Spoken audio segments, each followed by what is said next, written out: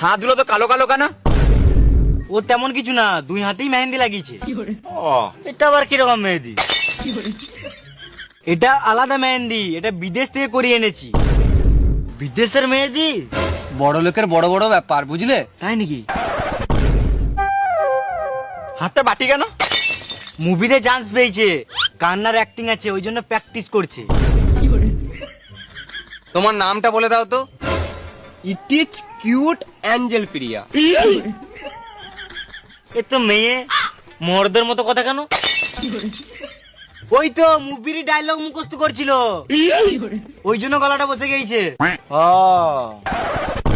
বাবা, মেয়েটাকে বলো একটু সাইডে যেতে 2 মিনিট। আজও বল কুটুটি ছেলে তো, বিয়ের আগে সব কিছু হবে না। ঢ্যাম না জিতি ছেলে আমার। বেশ বেশ, ওইসব বাদ দাও, বিয়ের এবারে পনের ব্যাপারে কিছু কথা বলা হোক নাকি? বেশ প্রিয়া, তুই এখান থেকে যা। আমি তো বেশি কিছু দিতে পারবো না।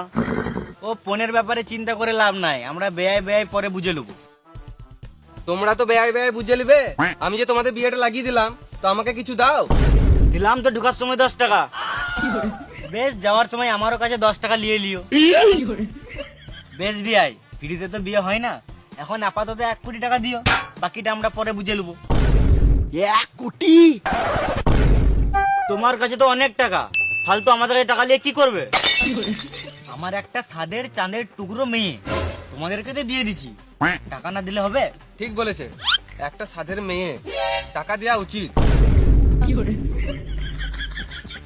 আমার কাছে তো অত টাকা নাই, ওই জমি জায়গা বেচে 10-12 লাখ টাকা দিতে পারবো। তাহলে ওইটাই দিয়ে দাও, আমরা দুজন মিলে ভাগ করে নেবো। মানে না, মানে যত টাকা আছে আমি নিয়ে নেবো, আর এর যেটা পাও না ওকে দিয়ে দেবো।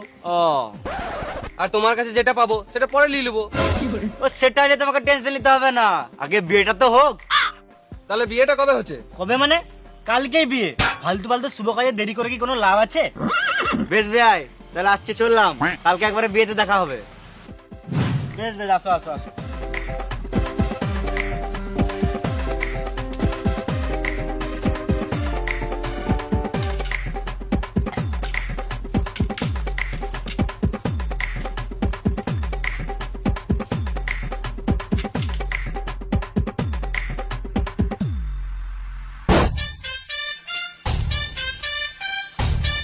এ বাজা রে বাজা।